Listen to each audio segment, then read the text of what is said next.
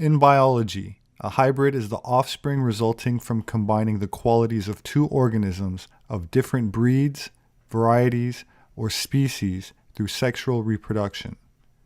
Hybrids are not always intermediates between their parents, but can sometimes grow larger or taller than either parent. Species are reproductively isolated by strong barriers to hybridization, which include genetic and morphological differences, differing times of fertility, mating behaviors, and physiological rejection of the developing embryo. The concept of a hybrid is interpreted differently depending on the specific field of study and who you ask. In genetics, the attention is focused on the number of chromosomes. In taxonomy, the branch of science concerned with classification, the key question is how closely related the parent species are. So for example, in Tabasco, Mexico, there are two different species of monkey that overlap in a roughly 12-mile hybrid zone, the black howler monkey and the mantle howler monkey, which are considered different species because of a difference in their DNA, such as having a different number of chromosomes. They are genetically distinct and exhibit differences in social behavior, but are able to reproduce and have viable hybrid offspring, giving rise to a new species in the hybrid zone. It's interesting to note that both the mantle howler monkey and black howler monkey do not accept the new hybrid population back into either community, a sort of simian or monkey racism, and so the hybrids live in between in what primatologists call the hybrid zone. While there are genetic barriers against the hybridization process in nature, such as hybrid offspring having more illness, defects, social and other problems, it is much more common than people realize. Probably the most well-known example of a hybrid species is the liger. What is a liger, you ask? What's a liger? It's pretty much my favorite animal. It's like a lion and a tiger mixed. Bred for its skills and magic. I don't know about their magical skills, but the liger is a hybrid offspring of a male lion and a female tigress. The liger is distinct from the similar hybrid called tigon, which is a male tiger and a female lioness. The liger is the largest known feline. They enjoy swimming, which is a characteristic of tigers, and are very social like lions. Notably, ligers typically grow larger than either parent species. One of the most fundamental questions about ligers, are they sterile?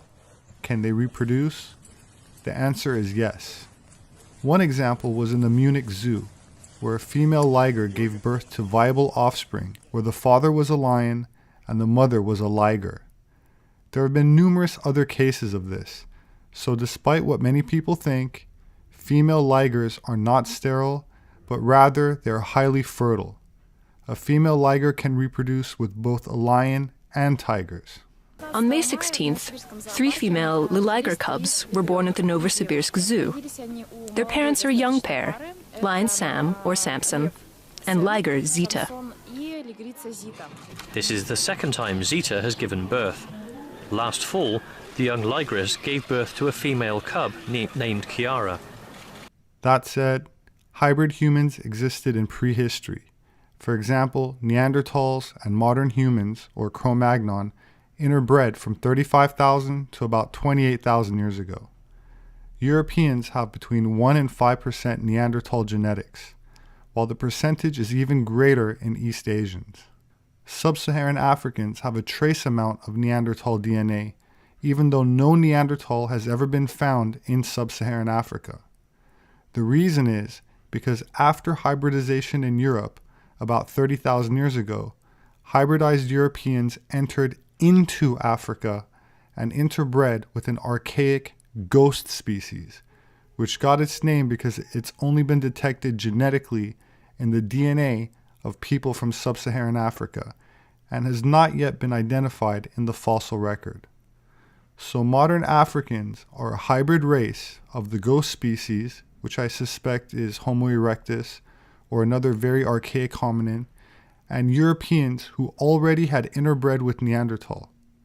In other words, there absolutely and conclusively was no out of Africa in the sense of sub-Saharan African people with dark skin leaving Africa and magically mutating into Asians and then Caucasians. This obsolete hypothesis will go down in history as a bigger fraud than the Piltdown Man, where a baboon's jaw was glued onto a human skull and displayed in the British Museum for over 40 years as a missing link.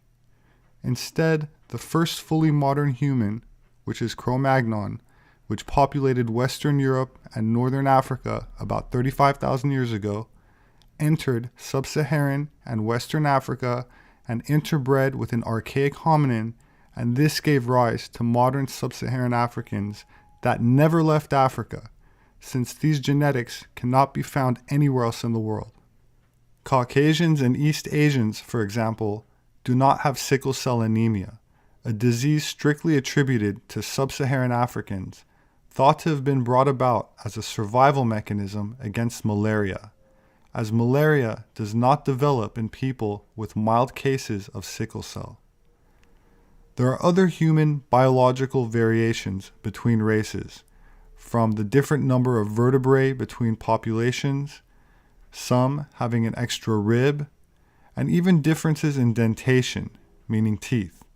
There are subtle differences, such as in earwax, as silly as that sounds, but it's taught in anthropology classrooms, and other variations that are no longer taught, such as genetic variation in IQ and behavior. Of course, the most obvious indicator of hybridization in humanity is the mystery surrounding Rh-negative blood, which is neither a good nor a bad thing, but an immune response, a natural biological barrier where the body of an Rh-negative mother attacks and tries to reject her own unborn baby, which could result in death if it were not for modern medical intervention, where the administration of a shot prevents a fatality. If humanity all evolved from the same African ancestor, the blood would be compatible, but it's not. This is why we see this phenomenon, a physiological rejection of developing embryo, as we see it in other hybridization scenarios with other animal species. Being Marxist or communist or part of an egalitarian movement does not change biological reality. Either does censorship, name-calling, or obsessive political correctness. Scientific correctness does not care about political correctness. In Japan, people often ask each other what their blood type is before dating, the same way that in the West, people ask each other what astrological sign they are. According to a 2016 study of 3,355 Japanese people, 99% knew their blood type. And ironically, I don't know my own blood type, but in my case it's by choice, as in my line of research, not knowing has helped to keep my work objective and unbiased. In Japan, blood types are considered an important indicator of a person's personality, and most of the Japanese population is type A. People with this blood type are described primarily as well organized. They are said to like to keep things neat, but can be stubborn and get stressed out easily, while valuing harmony in others. Agriculturalists are the root of blood type A, and it's been said that working collaboratively on farms developed these blood type personality traits. Blood type O is often described as optimistic, outgoing, having leadership abilities, and good at setting the mood for groups of people. They don't sweat the little things, a trait that is said to get under the skin of more sensitive A-types. They are known often for showing up late to events, but also incredibly resilient and flexible, enabling them to roll with the punches. Blood type B is generally described as having a tendency to be selfish, but on the other hand, also known and respected for their unique creativity. Blood type B has a strong sense of curiosity, but at the same time loses interest easily. Though there are a lot of positives to B types, people tend to focus on the negative aspects of sometimes being loners, which is attributed historically to ancestors that were nomadic, meaning people that roamed from place to place. Blood type AB is a hybrid of A and B, with traits from two different personalities mixed together. They're often seen as dual-natured and complicated. For example, they're shy like A types, but can also be outgoing like type B. Blood type AB is the rarest in Japan and in many other parts of the world, and the stereotype that goes with it is that AB people are eccentric.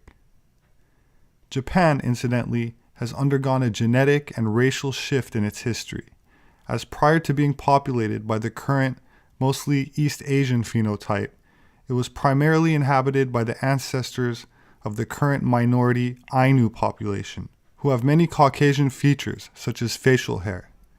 Prior to the Ainu, we have the Jomon period in Japanese prehistory, dating back to over 14,000 years ago, by what clearly was a Caucasoid type of people. Anthropologists called them Asiatic Caucasoids because they had facial features and body hair that seemed more European than Asian. In fact, the Ainu are thought to be a remnant of a very ancient population that was once widespread in the Old World. This is 28,000 years from China. What we know of these early Asians is based on just a few skulls. It's one of the earliest anatomically modern Homo sapiens in Asia. One of them is a 28,000-year-old specimen from China, which looks very much like the 9,000-year-old Spirit caveman. And there are some marked similarities in the facial architecture. Tremendous similarity in the shapes of the eye orbits in the sense that they're both somewhat rectangular, similar interorbital distance, overall appearance of the orbits, the shape of the nose. But many of the features, including the very heavy mandible and the prominent symphysis here, those features are very much the same. Hiroshi Oshima, the former Japanese ambassador to nationalist Germany, believed that the noble caste in Japan, the daimyo and the samurai, were descended from gods of celestial origin, which is similar to the German National Socialists' own belief that the Nordic race did not evolve, but came directly down from heaven to settle on the Atlantic continent. I recently made a video presentation called Atlantis and Antediluvian Anthropology, and included a link in the description if you haven't seen it yet and would like to. My name is Robert SEPEHR. I'm an anthropologist. You can find my published books on Amazon. They make a great gift. Thank you to those who support me on Patreon. I'm very grateful and appreciate the support I've been receiving. There should be a link below for those who are interested. I also greatly appreciate anyone that shares these videos, so thank you. Please hit the like button. Don't forget to subscribe and click on the notification bell for updates. I also added links in the description to my social media accounts on Twitter and my Facebook group and page where you can post questions or make requests for future video topics. I look forward to reading your thoughts in the comments section below. Please have a wonderful weekend, and I hope to see you again soon.